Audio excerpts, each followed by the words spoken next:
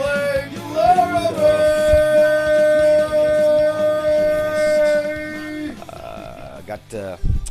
Got Camilo Alviar on the show today. That should be pretty exciting. We're going to go ahead and get into it.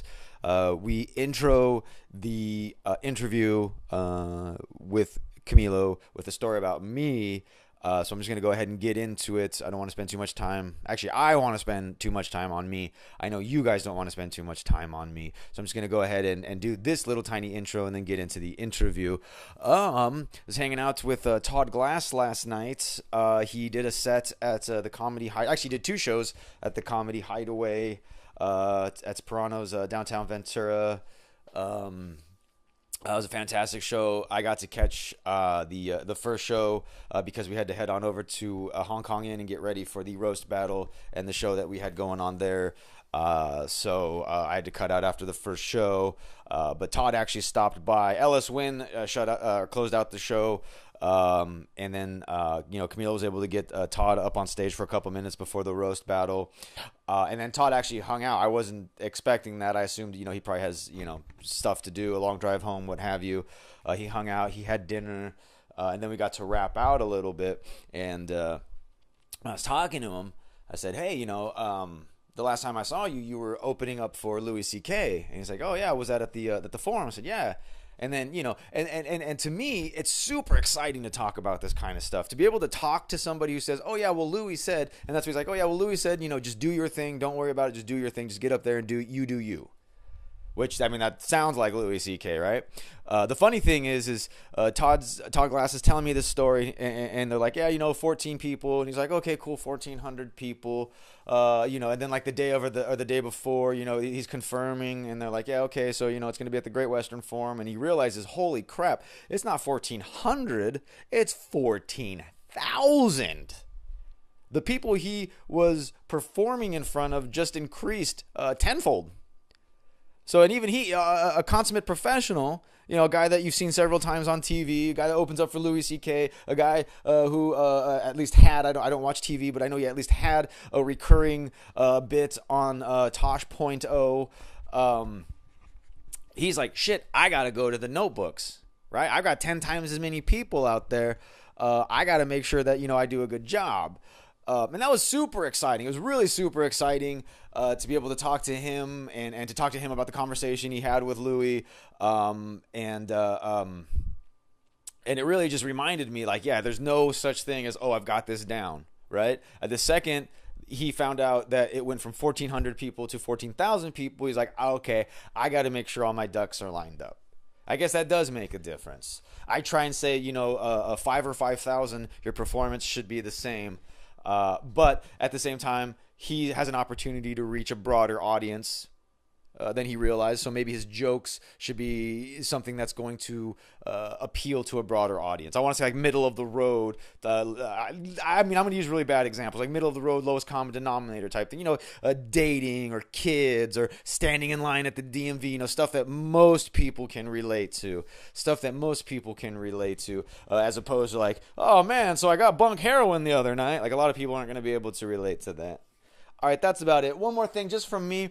I've noticed a lot. This show is geared towards the open micers. This show is for the people who are in between the maybe I want to be a comic and maybe I don't want to be a comic. That's what this is for. Okay, a lot of us, we're going to go to the wayside. We're going to find something else. But if you're doing the open mics, if you're trying to get booked, if you're trying to figure out how to be a comic, this is the show for you because that's exactly what I'm trying to do. And I'm trying to, just share my journeys and my trials and tribulations with you. I don't have any trials and tribulations. Everything works out brilliantly for me. I'm a very blessed individual. I hate that word, but I have no other way to describe it. One thing I would like to touch on, and I don't feel like this is something that's going to just fall on deaf ears. I feel like once I say this, some of you will go like, oh shoot, he's right.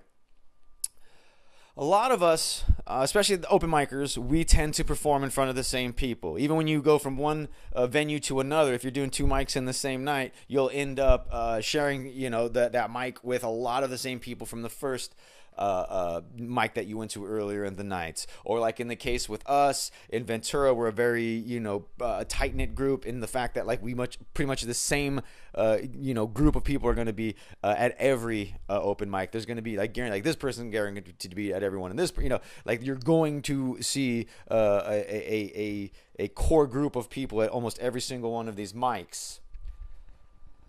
The problem with that is, there's really not much of a problem. That's actually fantastic. But there is a tiny itty-bitty problem when it comes to us being on stage. I notice a lot of us tend to kind of, for lack of a better way to put it, rush through our jokes. And for me, the reason why I do that, I'm just going to speak from my personal experience, is because in my mind I'm thinking, oh, they already know these jokes. I'll just go ahead and speed through them. And that's, why even be on stage? Why even be on stage if you're going to rush through your jokes? There's even if it's the exact same 5 people, I think it's in our best interest to, I want to say tell the joke like it's the first time you've ever told it, but I think even better, tell the joke like it's the last time you're going to tell it. Every time you tell a joke, tell it like it's the last time you're ever going to tell that joke. I had a friend I used to work with, and I would just complain and bitch and moan, and like, oh God, I hate this job. And it was a labor job. It wasn't that great.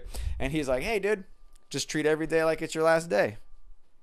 And that helped out so much because I had that state of mind like, oh, cool, this is it. This is it. These 8 hours and I'm done. I never have to deal with this shit again. It was a delusion, but I think, it makes sense to apply that type of mindset to your comedy because, yes, you've heard that joke 30 times. Your friends have heard it 25 times. But when you have an opportunity to tell that joke to somebody who hasn't heard it or an entire group of people who haven't heard it, why would you waste the time that you had to perfect it and get it better just rushing through it? Does that make sense? Hopefully that makes sense to you guys. It makes sense to me. And like I said, I am speaking from personal experience. I do find myself I'll just tell this joke and move on to the next one. I know I'll get a laugh, but no, like punch it up a little bit. And if you tell the same joke to the same group of people on the same night, the second time, maybe add a little something, maybe be a little more emotional, maybe, pause a little longer. But don't just rush through it because, we've all heard this. That's not going to do anybody any good. We still have to sit through the joke. The least you can do is, punch it up, try and make it a little bit funnier. There's still, to this day, there's jokes I heard a year ago that my friends tell, and if they tell it the right way, I'm going to laugh. I'm going to almost fall out of my chair. Last night, Craig told a joke that I've heard 5, 6, 7 times, and I almost fell out of my chair laughing. And I think a lot of the times is because instead of going, I think that's the difference between a good and a great, at least open micer, is when we see that, we go, oh, okay. We either go, okay, I'm just going to kind of phone it in, or you know what, I'm going to punch this shit up and I'm going to make these guys laugh again with the same joke.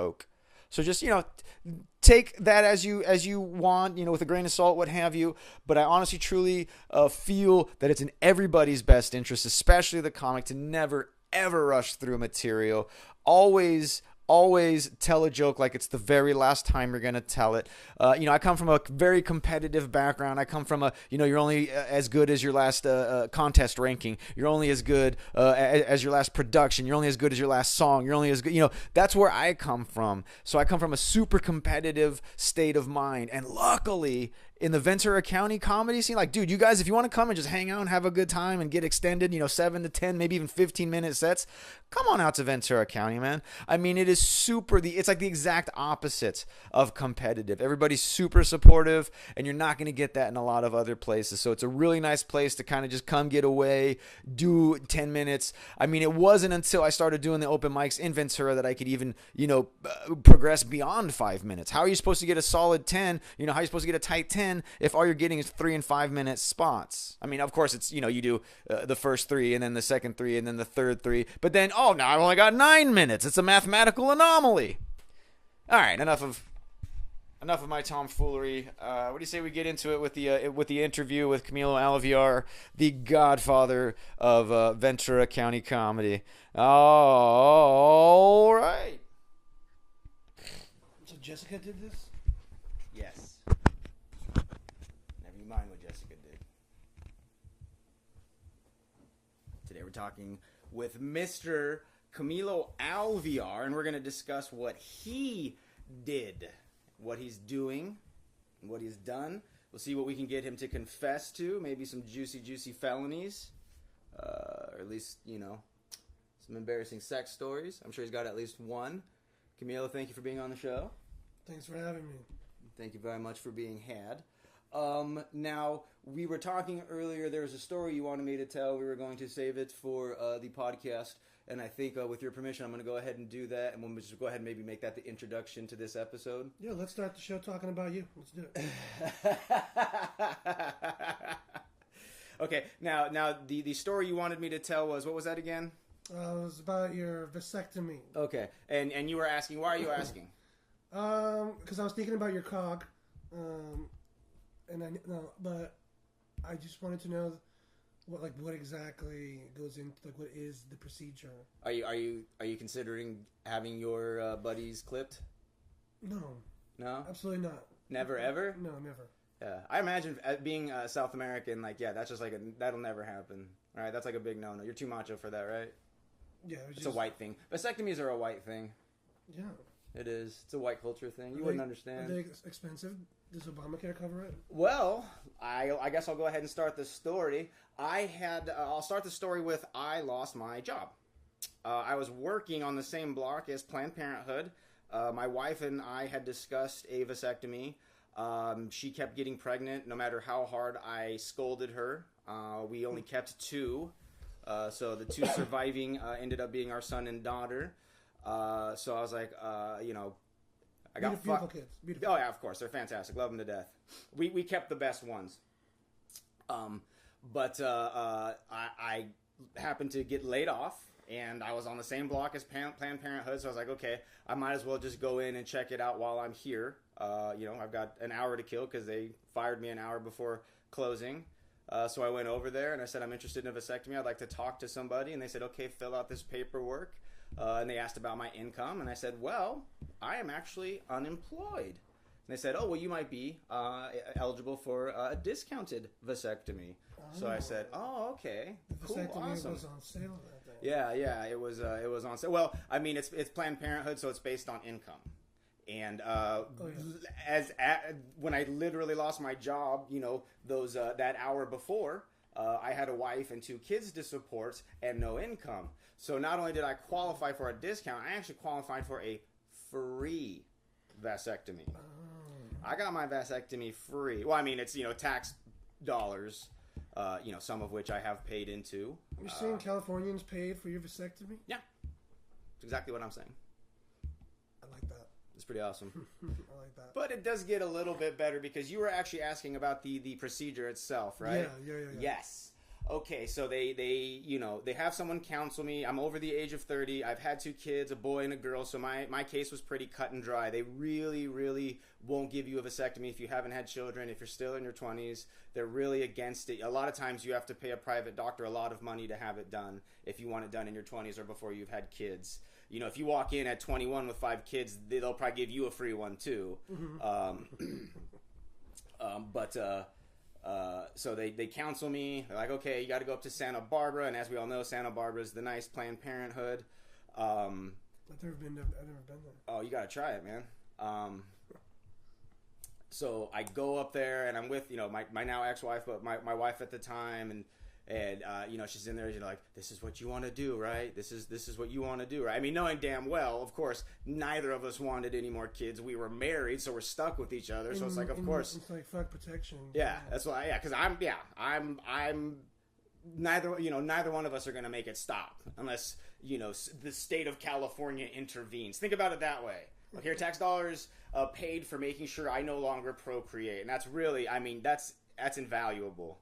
So I go up to Santa Barbara, and they're like, okay, come in the room, take your... I think what they do, they sit me down in this first room and give me like a Valium or something like that, like a pill, and then you sit there, and it's like the little opium den where all the dudes that are about to go in are the dudes that have just come back. They've got like little, ice packs or whatever on their balls, and they're sitting there high on their, whatever they give us. It was some kind of pain reliever, not a very strong one either. But for people that didn't do drugs, it was pretty heavy, and a lot of them were like, yeah, just. Then they take me to the room. Yeah. I'm like, okay, the doctor and the nurse will be in momentarily. And I'm like, okay. And of course I'm stressing out. I'm thinking this is a big deal. This is my wiener. You know, if it, for whatever reason, stopped working, if the knife slipped or whatever, I have no reason to live. Use a knife? How many vasectomies have you had? None. Well, see, I had 0 at the time. So, yeah, you're right. I'm sorry. So... That's what happens when we smoke before. So, I'm sitting there in my little gown or whatever. In walks the doctor and the nurse. Now, the thing is the doctor and the nurse were so attractive, I was sure it was a joke. Like, I was sure, like, they were putting me on. Like, I was going to be on some sort of, like, stupid, hidden camera show. They were hot. They were gorgeous. Both the nurse and the doctor were extremely beautiful. I'm sitting there in a very air-conditioned room wearing nothing but a paper towel. So, of course, I have to say, it's cold in here. I'm super embarrassed, and they're about to handle my junk. The nurse spills, what is that brown stuff, iodine, all over my balls. All over my cock and balls. So I've got this big brown stain all over my cock and balls, and she's like, "Oh, like let me get that," and she's mopping it off of my cock and balls. Is this and I'm real? Just This is here. real? This is real. What do you mean? Is this real? Yeah. So she's wow. That's like she's touching you. She's rubbing it. Yes. She's cleaning you up. Yeah. Well, I mean, what we should be like. Here's a paper towel. Good luck with all How did that. she clean it up? Was it like quick and nervous, or like taking her time? It was It was done with the utmost, in a very professional, efficient manner. I think she just wanted to get down and look at you more. Had it not been for the fact that moments after that they pierced my balls, and this is what they do. I didn't see it with my own eyes, but they describe what's happening. They take like this like pinpoint thing that's actually like pliers. And they cut an incision in your balls. They find your vas deferens, and I felt it like in here, like I can feel it like in my stomach, like you feel your vas deferens moving around. This is the part I wanted to know. Yeah, okay. Yeah, and it's like it's similar to like how when you get kicked in the balls, that pain where it's in there, but it's not pain so much. It's just like a weird, uncomfortable feeing, like your vas deferens are moving around. That's odd. I should feel like just thinking about it. So they pull it out, and they pull it out. So they stick this thing in my ball sack, and it opens up this hole, and it's holding up the hole. I mean, I'm what's it called? Numb down there. I can't feel anything. This is what they're explaining to me. And they hold open the hole. They pull the vas deferens. Then they take the vas deferens like in a little loop, and then they cut it. And then they take this cool little pin that cauterizes each tip, so it seals it closed with heat. So I literally saw balls come off of my I literally saw smoke come off of my vas deferens. I literally saw smoke come off of my balls. So and I saw a little poof of smoke. They did it to both sides. Then they fold it over and they tie it with like a surgical like string or something like that. And then they do that to both of them, and then they tuck them back in. And then, they gave me aftercare instructions for, 24 hours, I can't remember, it's like 24 hours, I think I couldn't have ice on it, and then I had to do nothing but ice for, 2 days straight or something like that. And then, here's the thing, you'll ask a lot of dudes, or in my experience at least, when you ask a lot of dudes about the vasectomy, and you ask them, does it hurt? Have you ever asked somebody that? No. Okay. More often than not, they're going to say no. They're going to give you some... I mean, this is just my experience, but it's happened quite a few times. I had one dude give me this bullshit story about he had his vasectomy on Friday and was back to work on Monday. I didn't get off the couch for a week. I was out of commission. You couldn't move? It fucking hurt. Oh. It hurt. I had my balls ripped open and fucking my vas deferens fiddled with, and they burned them and they tied them up, and I mean the pain was worth it. That's a small price to pay. Small price to just hit it raw. It's worth it, man. There's nothing like. I always wanted to not tell a girl I'd had a vasectomy, hoping she'd tell me she was pregnant. But then again, I don't date those kind of women, so. And plus, I'm really super eager to get it in. So that's how I introduced myself. Like, I'm Blane. I've had a vasectomy. Oh, okay. Let's fuck. Exactly. That's like how you and I met. Speaking of Camilo Alvear, did I pronounce that right? Yeah. Okay. All right. This isn't my water. This is... So Camilo hosts and produces a Wednesday open mic at the Hong Kong Inn. He also produces a good portion of the hotter shows in Ventura. I mean, in my opinion, of course, I have a lot to do with them, so that's definitely a skewed opinion. And that's actually how I got to know him. He hosts the Glory Hole Wednesday night at the Hong Kong Inn. And I think before that, I'd seen you maybe once before at the keynote. And everybody was telling me, like, oh, yeah, you should, meet Camilo. He's, doing the shows. And people spoke very, highly of what you had going on. And sure enough, I was very happy with what was going on. A good portion of it being, 10-minute times and a very encouraging atmosphere. Yeah. Now, having said that, how do you do that week in, week out and continue to be encouraging? It's easy with this group of people, man. Everyone's really, really fucking awesome, and we don't know, like we just became a family, it's crazy. It feels like none of us really had any real homies until this shit happened, and that's how you just, I don't know. I love hanging out with you guys and everybody. That's how I stay positive. I just gonna keep this shit going. We're all getting funny, and we're just laughing. We're laughing all the goddamn time. We're living the life, man. It's a beautiful thing. Now, you seem to get some of the bigger names in comedy. Not, I mean, as opposed to like some of the other shows that are going on. Do you care to divulge on what it is you're doing differently than because it seems like you're booking people that I think, like as an example, I think people would be like kind of the people that the Harbor Comedy Club would be going after. They don't seem to be going after these people. Is that the case, or? I don't know. I mean, if I ran my own club, I would be going after, who's hot now. But my show's new, so getting these bigger names makes it a little easier to get people to come out and fill up the room, and then then we get their information, and then we can invite them back to shows. And okay, last night was the Glory Hole. Yeah, it is. Okay, this is an open mic, people, and the fucking place was packed. It was awesome. Fucking packed. It was great. It was such a good night. And I mean, yeah, I love the Glory Hole, and I've been on board for a little less than a year. Not even really that long. So of course, once again, I have a biased opinion, but dude, it was fucking packed. Like, there was a bunch of people there. A lot of people stayed to the very end too, man. They stuck out almost 3-hour show. Yeah.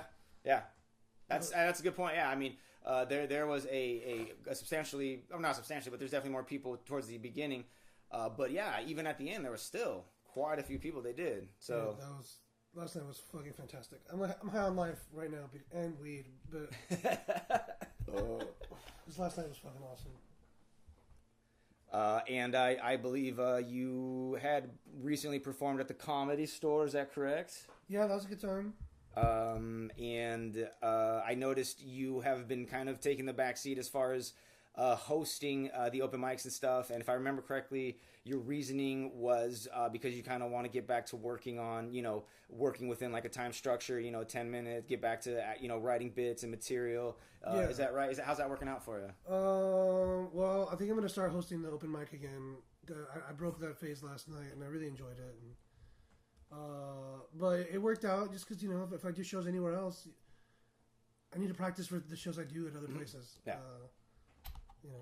So that, yeah. And it's cool. I didn't expect a lot of people to want to host, but everybody did. So everyone got a turn, and yeah, it was fun to see how different the shows were.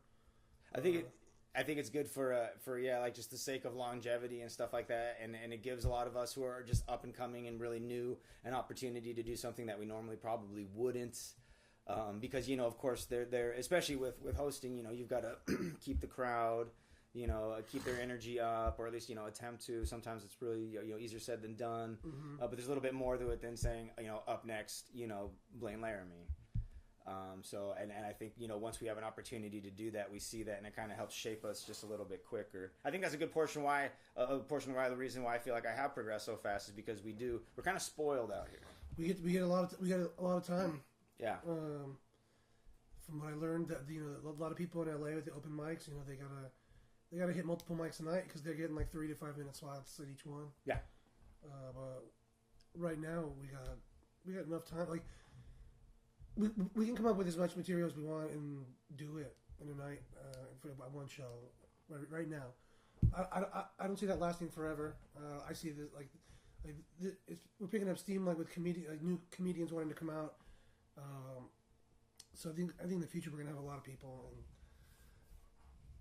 and so right now we gotta take advantage of it. Like, you gotta do as much time as possibly can. No, that makes sense. I mean, yeah, if things keep happening, because what you had about 20 comics up last night, maybe a little less.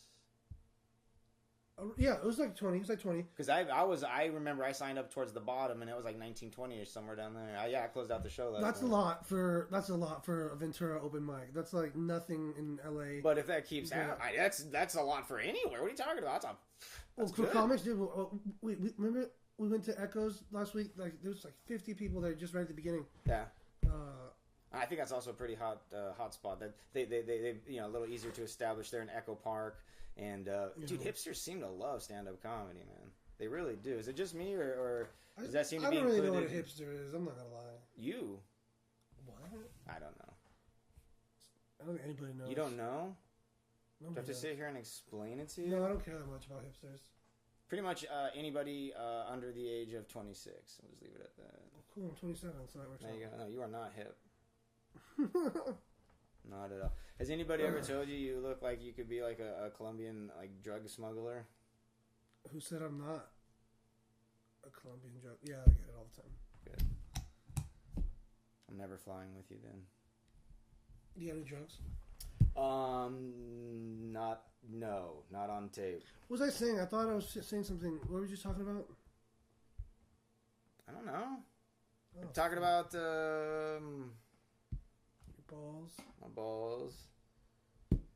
Talk about hosting and Hong Kong, and we're having a lot of comics, and we might have to. Oh, you're make talking some about how many changes people there were? 20 comics. Yeah. Sometimes we get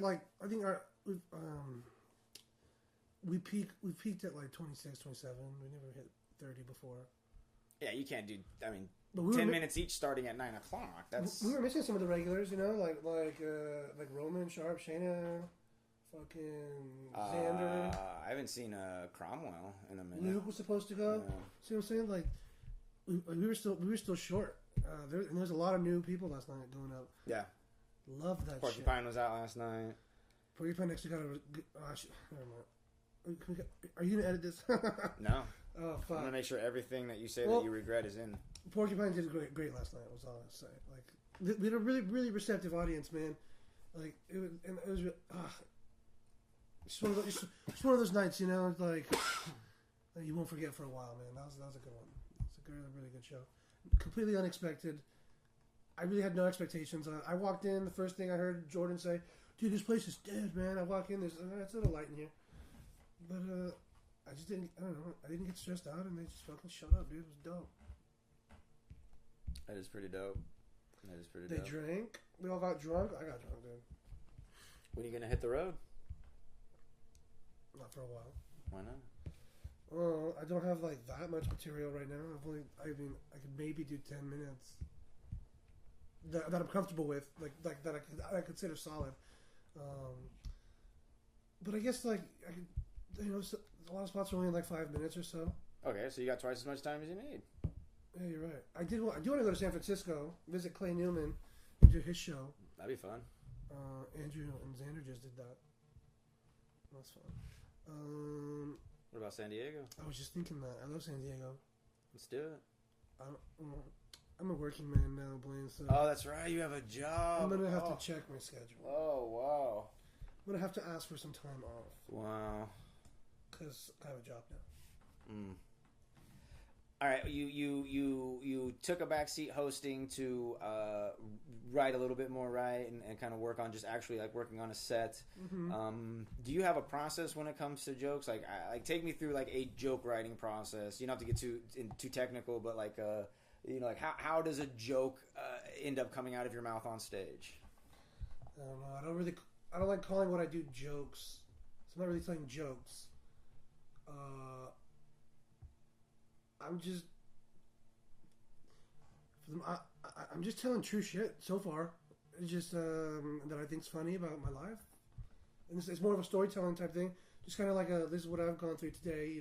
Take a walk with me, a day in the life of me. So like the World Cup joke, where I'm masturbating to the sound of my dad cheering for his soccer team. That was a little exaggerated, but he was home that day in the morning. I did wake up and jerk off, and yet I did hear him, but it didn't really bother me. But then it kind of just wrote itself at the end. Yeah. You don't like to call them jokes? I don't think they're jokes. No. It's like saying, well, I don't like to call what I'm saying a sentence. No, they're not jokes. It's not a joke. You're on stage there's claiming no to be a setup comedian at a comedy show. But you don't have to tell jokes. You just have to go up there and be funny. You do anything. Brody Stevens, dude, that motherfucker didn't tell a single joke in an hour and 15 minutes. Were we entertained by him the entire time? Yup. He told a joke. Maybe like one. Told at least one. One, an hour and 15 minutes. I don't believe in any rules, man. Like, you can do anything up there. So there you have it. Camilo Alviar doesn't believe in rules. He's on par. Brody Stevens, watch out. He's coming for you. He can do an hour and 15, no jokes. Is that what you're claiming? Because that's what I just sold. Dude, did you see Brody Stevens' Twitter meltdown like a week ago? Negative.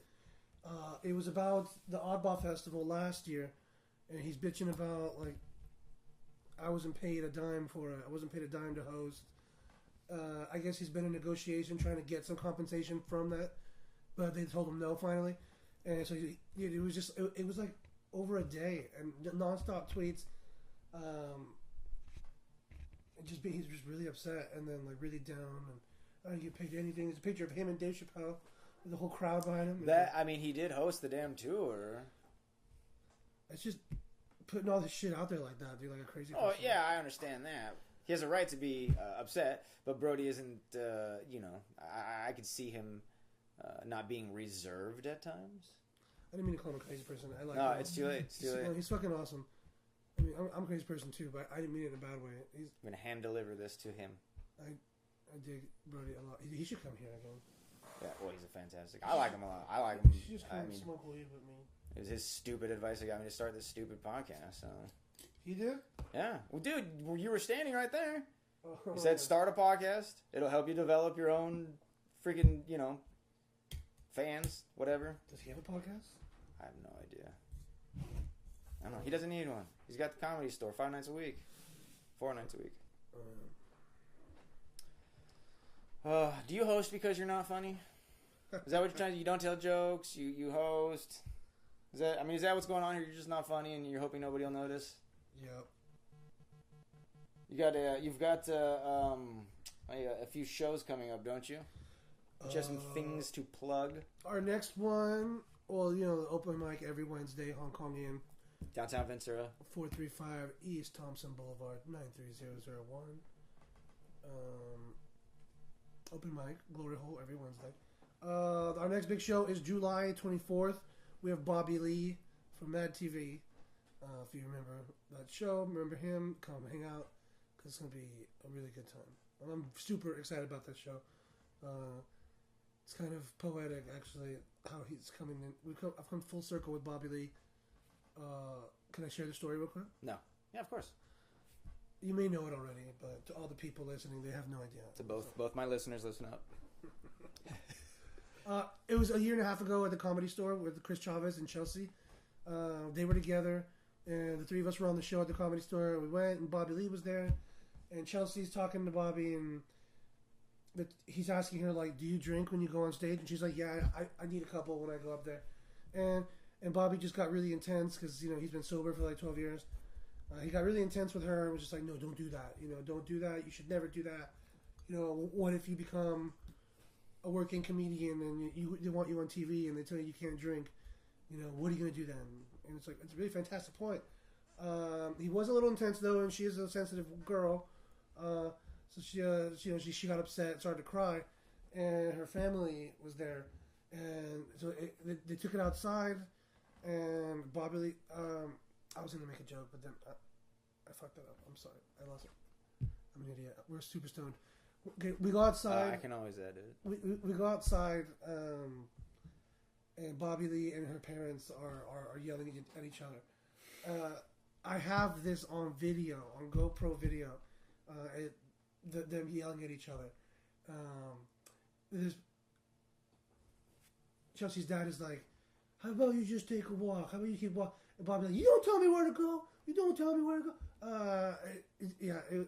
Wow, I've never heard this story. Oh yeah, it was great. And so then Chelsea and Chris leave. She's crying, dude. Chelsea became my girlfriend like a year later. But so they left. That's why I stayed, because I was with a friend. They take off, and Bobby Lee comes back and like, "Do you know that girl?" I was like, "Yeah, she's a friend of ours. She was on the show." And she's like, "Dude, that bitch is dead to me. She's dead to me." I had that on video too. I just had the GoPro. I was being a little fucking ninja with the GoPro. But I should show you that footage, man. It's pretty funny. You should play it as an intro to Bobby. Yeah. Okay, so I wasn't doing any shows then. That was like early on in me doing stand up. So then I started doing a show, and then about a while ago, I tweeted him, and sometimes I book people through just tweeting. So I tweeted him, and I was like, "Hey man, would you ever want to come to Ventura?"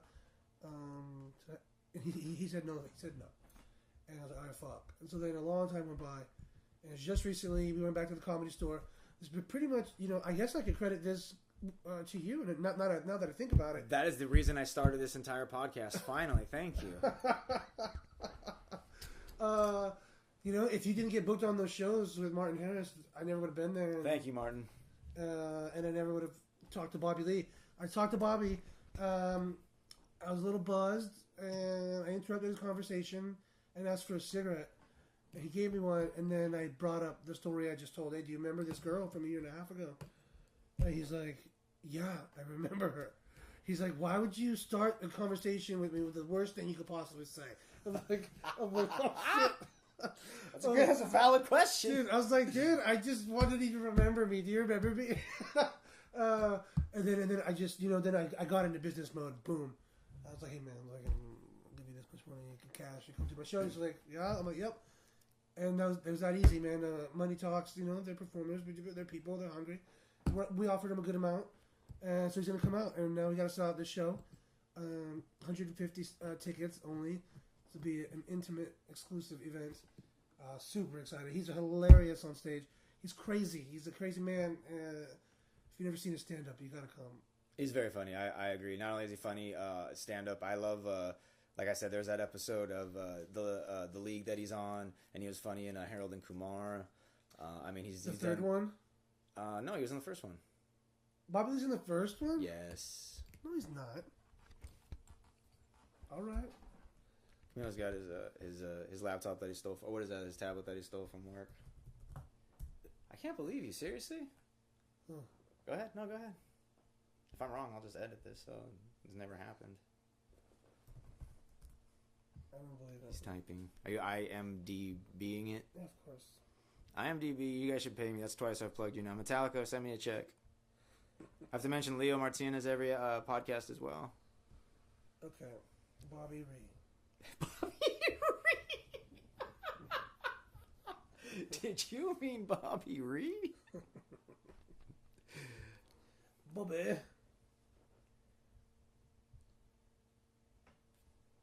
Man, I hope one day I could be funny enough. He was the guy that was excited at the university that homeboy worked at Booster Keegan.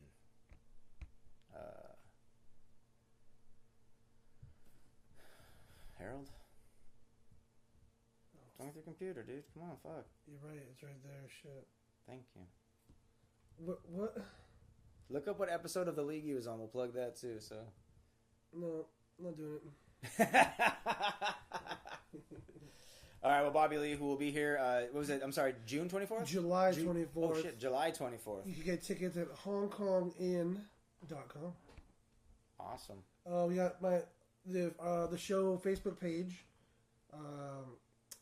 Facebook.com/StandUpSaturday. You get updated, get some cool videos. It's not updated right now, but I'll do that later. Because I have a job now, and I don't have a lot of time. Dude, you've had a job for 2 days. 3 days. 3 days. Today's my day off. Are you counting today as a job day? Excuse me? How many days have you actually worked? 3. Wow. It's 3 long days, Blane. And you're still alive? I know. What did they have you do? I was on this tablet the whole time. You must be exhausted. It's not easy waking up early and doing nothing. How early is early? 7. All right, I guess that's the latest you can call early.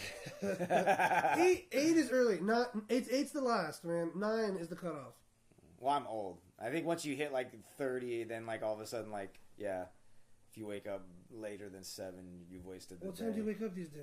I'm usually if I go to bed at a reasonable hour, I'm up at 5:30 or 6. If I go to bed at 4 a.m. though, I'm usually up by like 8 a.m. regardless of what time I fell asleep. I'm usually up by 8 a.m.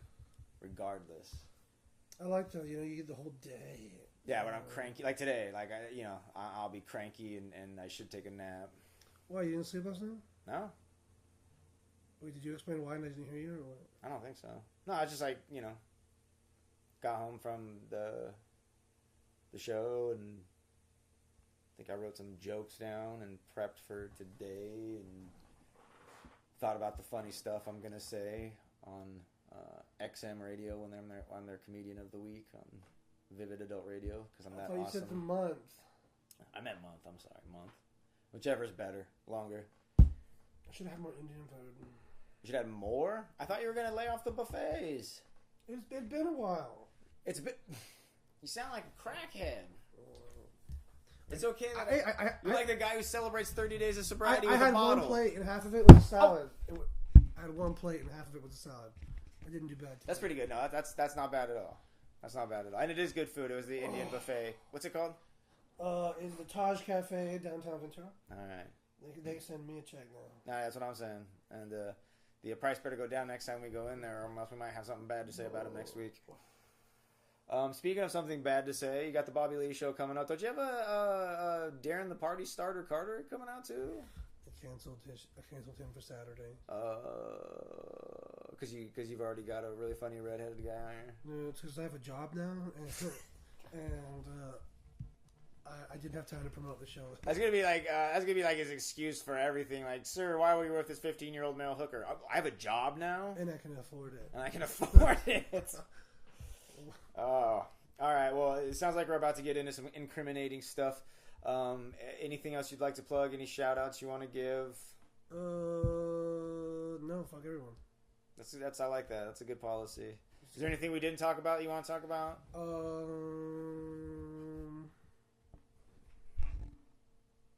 Oh shit! Would now be a bad time to tell you we're not recording? Yeah, right. Really? No, we are. That'd be funny. Who are you interviewing next week? Roman, if he doesn't cancel. Nice. Yeah.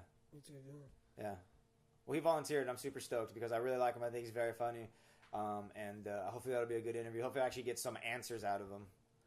Roman's a young man looking for love. And then wrong places. I hit up Kat. I definitely want to try and keep it equal. I know there's a lot less females in stand-up comedy, but I definitely want to try and make it as equal on my show as possible. So stand-up comic-wise, I'll be trying to get as many females as males. I know it'll be hard to do, mostly because I'm a creep and they don't want to come to my house. Yeah, right. Yeah. Do you have a lot of women coming over to your house? No. Oh, I guess we could talk about that. I'm single now, and like last night. Can I have your ex's number? Man. Would you mind if I banged her? Is that cool? I don't care what people do. I just don't have to know about things, okay? If you can just keep that shit away So from you don't me. mean I call you during or anything? Well, no, but you can send me I'm a just video. kidding, dude. I'm not. That's scorched earth as far as I'm concerned. Yeah. Do you really think I want to be with a girl you've been with? Come on now. Is that... It's my phone. Okay. It's a work call. Oh, you gotta take it? Let's take it. Let's take it on the air. What up? What's good? Yeah, man. It's good. It's a good day off.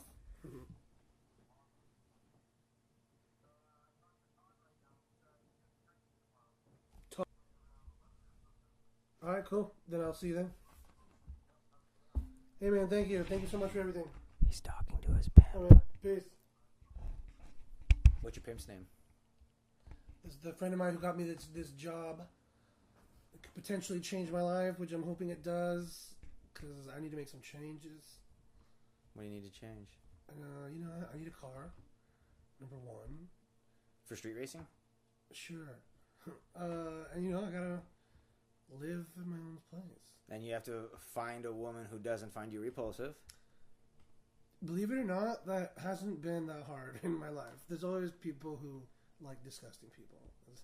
Yeah, you know, I guess. There's the girls out there who like the fixer-uppers. There's always a weird fetish. I always just look at it as some kind of fetish. Just look at it like that. It'll make more sense. Yeah. Okay. All right. Right? I remember what I was saying before the phone. Just yesterday, I invited a girl to come to the show. And the day before, on Tuesday night, I'm like, hey, come over. Come hang out with me. Let's get drunk. And she's like, all right, I'm there. Because, you know, I mean, I'm not going to lie. Like, I've heard she was easy. You know, but she's cute. So I was like, all right, let's make some love. Got her some beers, man. Anyways, we go to the after party, and then the black guy swooped in on her. Oh. He took her home in his Cadillac. I'm not even lying. That's the truth. They're like making out on the couch. Like, well, it's all right. Give her a shout out on the show. Maybe she'll change her mind. No. What's her name? I'm not gonna say her name. What's her name? What does it rhyme with? What's your mom's name? What's my mom's name? I don't know. Who drinks this Perrier shit? Isn't that Tara's? Yeah, it's not good. No, it's not. It's disgusting. You have to be French to appreciate it. I'm pretty sure that's just a joke they play on Americans. Nobody actually drinks that. Forgot the grenadine, dude. They forgot the freaking vodka is what they forgot. All right, let's end this shit. Say something funny or witty or intelligent or you know, give people a reason to, you know, not kill themselves after hearing this. Come out to the Hong Kong Inn Wednesdays. We already established that, right? Yeah, you know, if anyone's out there listening and you told yourself, I really wish I would go up on a mic and try to tell some jokes. Don't be afraid and just do it. It's one of those things that if you have the means and you want to do it, don't be afraid. Life's too short. You'll regret it if you don't. And it's a lot of fun. It's not that hard. Even if you suck, you know, it's we're very fun and welcoming. And well, who crushes their first time? Everybody sucks their first time, right? I mean, you might get some laughs because you got jokes that you've been rattling around in your head for the past year, right? The first time everybody goes up, it's usually with a joke they wrote a year ago, right? Nobody makes the first jump. Is that was that a Point Break quote? Matrix. Same thing. That's close. Yeah, we want more comedians, more. I stepped on your point, but yeah, definitely come out and try it. And the Hong Kong Inn is definitely a fantastic place to cut your teeth. Trevor Moore from The Whitest Kids You Know will be coming in July. We don't have an exact date quite yet. Harlan Williams is coming in September. Yes. Ron Funches will be coming sometime in late August or September. And then I was just thinking it's around that time it'll be about 7 months since we last had Eliza Schlesinger. So I think we're going to bring her to the new venue. Oh, I love her. My goal would be September, October. Bring her back. What about Ralphie May? That's still up in the air, man. Okay. I don't know. I don't know what's going on. Ralphie, dude, come on, seriously, man. I follow you on Twitter. You have to do Camila's show. They never told me no, and they keep following up, but then they take forever to respond to shit. And So I don't know. I don't know. I don't see it happening anymore, but we'll see. All right. That concludes the interview with Camilo Alviar. Add him on Facebook. Check out what was the name of the page again? Stand Up Saturday. Facebook.com/Stand Up Saturday. Check it out. Get tickets for Bobby Lee. Come out Wednesday. Tell us your jokes. Yeah. All right, that concludes the Blane Laramie Comedian Podcast, Episode 4. That was Camilo Alviar. Please do check him out. He's on Facebook. He puts on a lot of killer shows. He hosts the open mics Wednesday nights at the Hong Kong Inn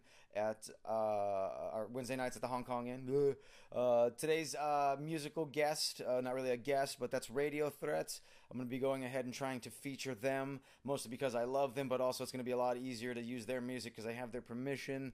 You guys, please do make sure you come on out Monday nights to the keynote in Ventura. Anthony Michael Colombo hosts the Proving Grounds. If you can't make it here, you can't make it anywhere. It's a really good time.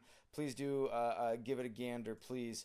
Also, the 805 Comedy Underground presents open mic stand-up comedy at the Golden China is now every Tuesday. It's been switched from Sundays to Tuesdays, so please adjust your calendar. Don't forget, we got Bobby Lee coming out downtown Ventura July 24th at the Hong Kong Inn. One night only, one show only. That is a limited engagement thing, so please do buy your tickets in advance if you're planning on going. Speaking of Hong Kong Inn, as I mentioned, we've got the Glory Hole every Wednesday night there. Please do come on by. We'd love to see you. And, of course, your boy Blane Laramie is going to be performing July 12th at the Comedy Store on the main stage. The very lovely Jessica Singer, who I had on last episode, is going to be up there as well. Big shout-out birthday to my man Leo Martinez. Our birthday shout-out, whichever one is correct. Love you, man. You're the best.